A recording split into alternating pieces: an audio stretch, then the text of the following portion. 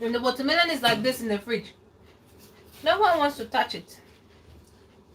But as far as the moment you chop ham, the moment you chop you chop the watermelon, everybody wants watermelon, including this one. What is that? Man, she shows in Sunako. Alright, so we're gonna chop the watermelon in here. We're gonna put a watermelon in there. So a bit of watermelon, I just go like that. Oh, it's so juicy. It's like water, it should drip enough.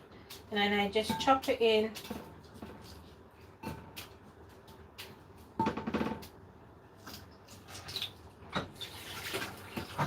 And then that's how it is. Nice and cleanly done.